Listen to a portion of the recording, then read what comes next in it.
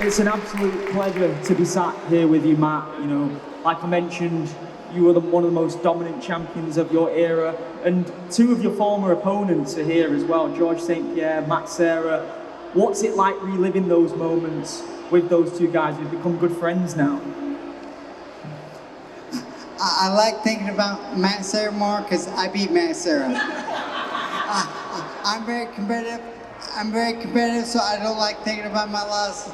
And GSP beat me twice, and I'd have to say he beat me bad twice. Well, the thing with GSP was when you defeated him first, he said he idolized you. He said you were someone that he looked up to massively after that fight. I don't know if you remember that. What were your thoughts in between the first and second fight? Because I remember you was on The Ultimate Fighter together and you was teasing him a bit, weren't you, on The Ultimate Fighter Season 4? If I like people, I tease them, so beware if I start liking you, you're gonna get it. And just the way I am, but I was teasing George, but I thought I won the first one. I can win one of the two if there's a trilogy, but he come back and beat me two times to one. You know, we were talking before with Rampage Jackson about his slam knockout of Ricardo Arona. You had a couple of huge slams in UFC history. That was your go-to move, wasn't it? We'll talk about the Frank Trigg one later, but you yourself knocked out someone with a slam. What was that feeling like? When I was fighting or doing anything athletic, my first thing was when I get in danger, I leave my opponent. So when Carlos Noonan got me in a triangle, I just thought I'm gonna lift him up, and I thought he would release the triangle instantaneously, but he didn't. So that guy went to sleep. And Carlos was out big time because Jens Power was commentating that fight. So I went out the octagon. I hugged Jens Power, my teammate. I come back in the octagon, and Carlos Noonan is still dead on the ground. He was out for probably 30 to 40 seconds. I mean, that period when you were UFC champion, you were an unstoppable force at that time. Did you really feel like nobody could touch you in those dominant years? I've always been my worst enemy. My sister would tell you that, but I love doing what I did. So I tell kids nowadays, do something you love so you never have to feel like you're punching a time clock. So with me, I trained with my buddies. I fought to beat people up, and I never punched a time clock in my whole life. When you won the UFC world title, the sport was still relatively young, but did you feel the magnitude of being world champion? Did it feel huge, or does it not feel as huge as what it would be now?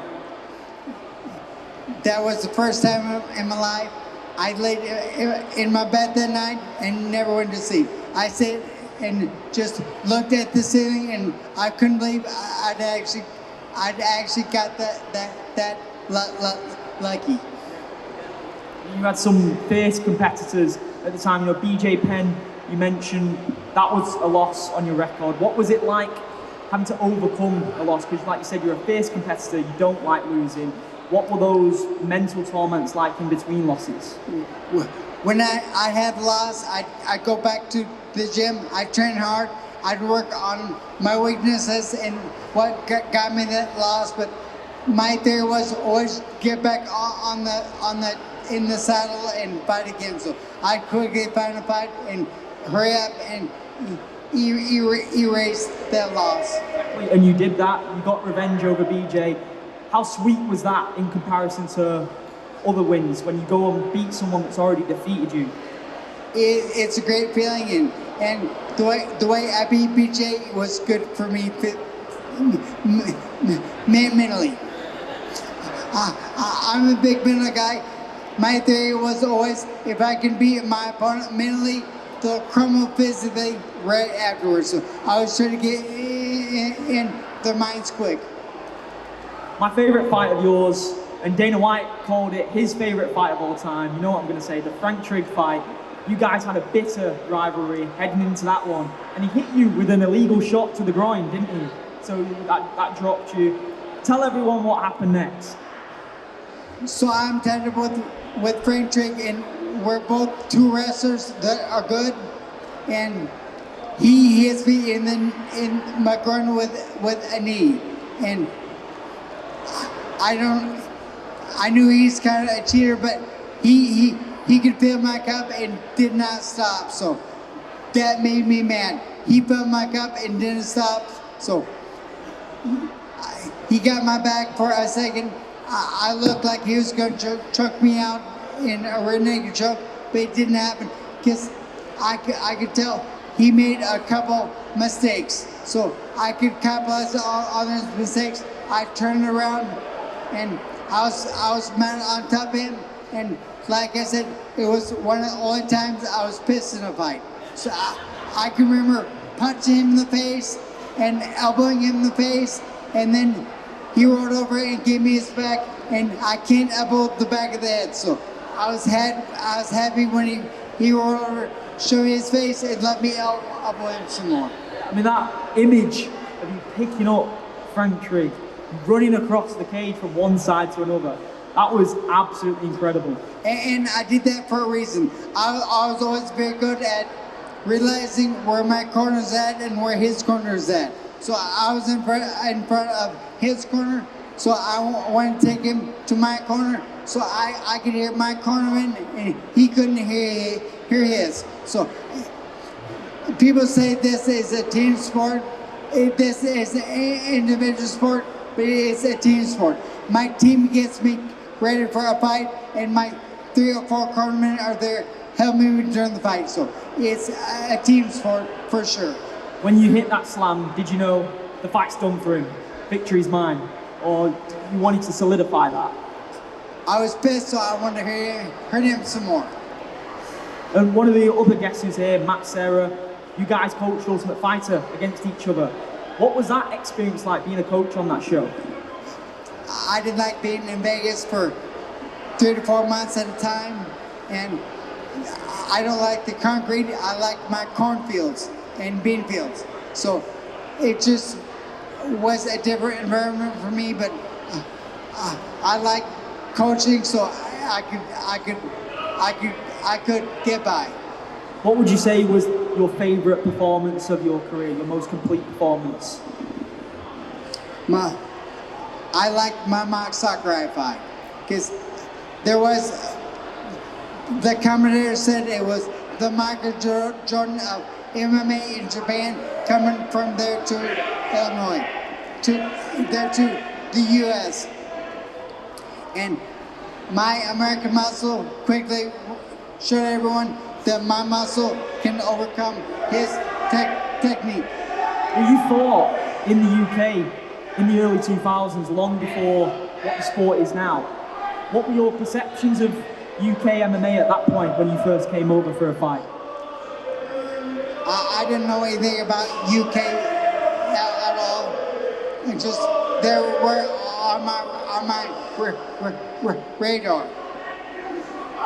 And how difficult was it walking away from the sport? Because you walked away from the sport with your head held high, you'd accomplished everything that you wanted to accomplish, and you walked away from the sport before, you know, some fighters don't know when to leave, do they? Whereas you did. What was it like? Was it tough? I didn't want to leave. You didn't want to leave? I hate the fact that I left on loss, but my sister will tell you, people don't leave on a win, because if they win, they can go again. But I don't like it a bit. And she knows I'm kind of pissed with her. I'm not letting me fight anymore. Was it tough, that period of having nothing to focus on, nothing to... I know you've become a teammate. You had your teammate Robbie Lawler, who went on to win the world title, which was absolutely incredible. But was that something that sort of lit a fire in you, seeing your teammates win, being a part of their camps? Was it still, it's not that you want to go in there and fight, don't you? I do. Me fighting is who I am. But what was that like, seeing Robbie go and win a world title? Because As far as I know, I was the one that put the belt on Robbie, and I'm the only one to ever go in there and be a bystander, put a belt on. So if you watch the film, I put the belt on Robbie. So it is very good for me. it's like a passing of the torch moment, isn't it? You were the great of your era. You passed the torch over to Robbie. Well, Robbie was an amazing competitor, wasn't he? He was. With Robbie, you're gonna get hit hard. I trained with Robbie, so he hurt you from either hand. Was you in his corner for the Rory McDonald fight? In my opinion, actually that's where I was saying I met you in International Fight Week 2015. That was why you was there.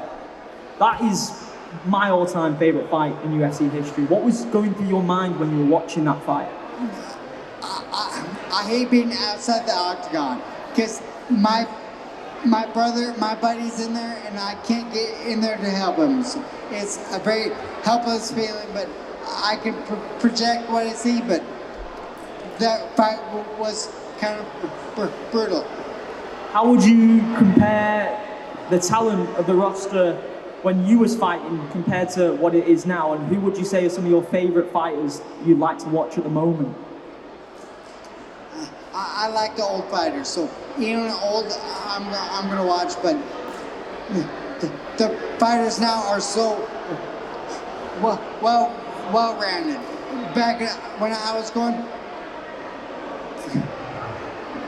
it was she likes security. We have a lot here. Back when I fought, we had good strikers and good wrestlers and good submission guys. Now they're all together. Everyone is so well-rounded. I mean, we have a few guys here that competed in Pride. What did you make of the Pride rules? Because obviously you was a grappler-heavy fighter. Pride rules didn't necessarily favour the grapplers because, say if you had a takedown stuff, they're going to try and soccer kick your knee to the head. Were you like, I'm not really a fan of those rules, or would you have liked to have tested yourself? I would have liked to test myself. I never fought in Pride, but I cornered Jimmy Horn who fought in Pride, so I'm very familiar with the rules. And I fought in Japan 4 times, but just a different organization. And the UFC treat me like family, so I stayed there. And obviously, after retirement, you had a really tough time with the accident that happened. Would you mind telling the crowd here that might not be aware what happened and how the recovery has been since? Because it's amazing to see you stood up here now. June 16, 2017, I was hit by a train, and it's in the country where there's no cross arms or lights. There's just a railroad crossing sign. That's it. But when you go across the tracks are very, very narrow and very steep. So when you look at the tracks, what you think about is who's coming at you speeding. So when you get up to the tracks, the angle of the tracks are so bad that when you look to the right and look down the line, all you see is your passenger headrest and the pillar between the front and back door. So the train was in a total blind spot. But so I was hit by a train going, I think, for 40 or 50 miles an hour. And they had me in a coma for 19 days and in the hospital for, maybe close to a year. So in the hospital, I learned again how to feed myself, how to talk, and just do everyday stuff. It's tough being a world-class athlete and then have to learn everything again like you're 2 years old. So it was tough for me, but God gave me a strong mind. So with a strong mind comes a strong body.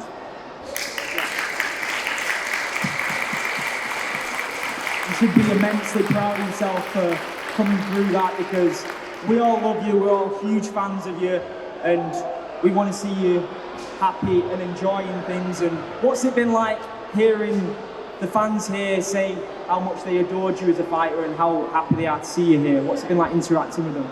It's amazing here. Me and my sister went out for a walk yesterday and went out to a place to get some food.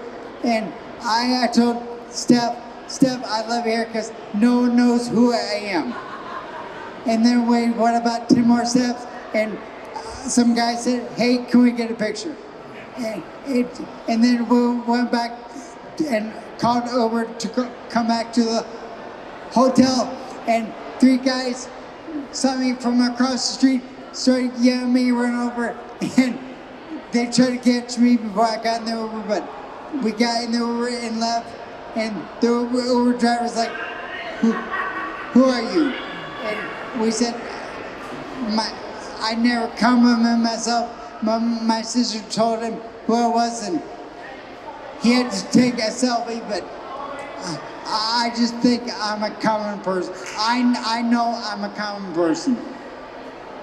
Let's get a round of applause for Matt, guys. The Q&A is now open for you guys. If you want to ask Matt anything, but we've got a couple of hands here, so we're going to get the fans to ask some questions. Hi, Matt. It's not so much of a question, but just a comment. Thank you for everything you've ever put your body through, for sport, for entertainment, same as everybody that's here. And I don't like to use the word inspirational because that feels a little patronising, but thank you for sharing your recovery from brain injury with all of us. You're just immense, and we've always talked about the crazy farm boy strength, it always showed, and the fact you got pissed with Frank Trigg, you didn't hide it well.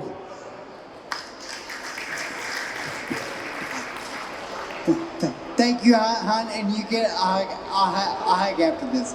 But the good Lord's always liked me more than he loves everyone else, and for some reason, he said I shouldn't die on those tracks. So I wish he'd tell me what he wants me to do. Has anyone else got a question for Matt? Over here. Here we go. Hi Matt, you okay?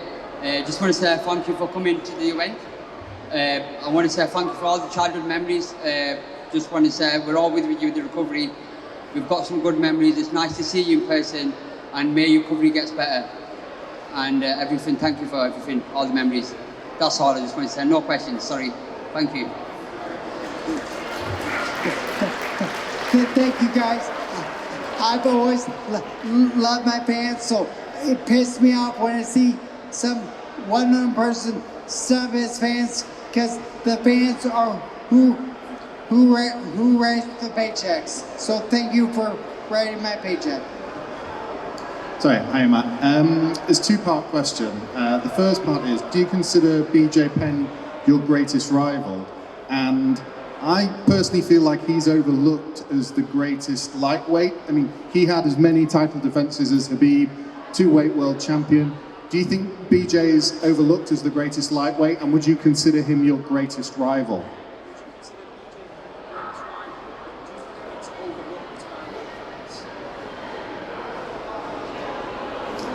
I would say George is my biggest rival.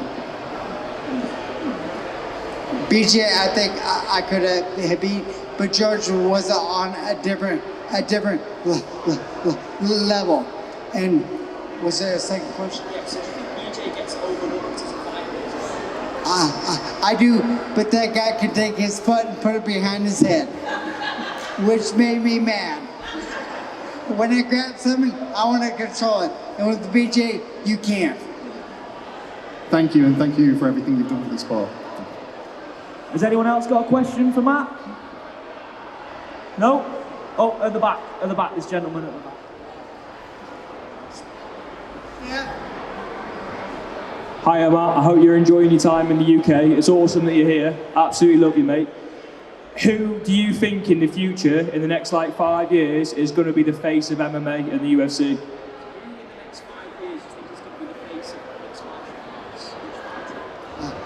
I don't know, because I fought when I did, when I fought, guys got together to watch it because it was special.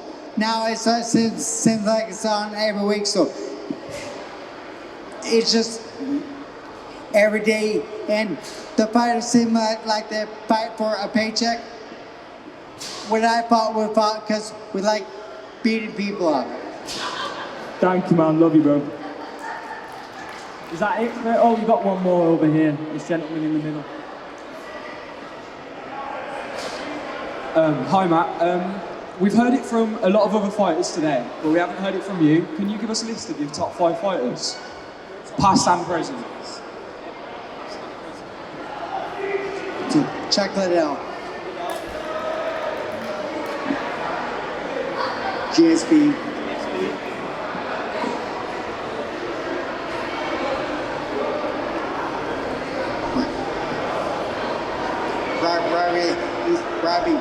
Robbie Lawler. Yeah, you can say yourself as well.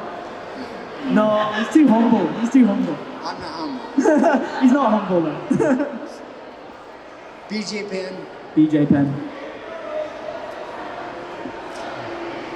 Andre Alaska. Okay. Amazing list. Amazing list. Okay, everyone give it up for Matt Hughes, absolute legend. Thank you very much. Thank you all.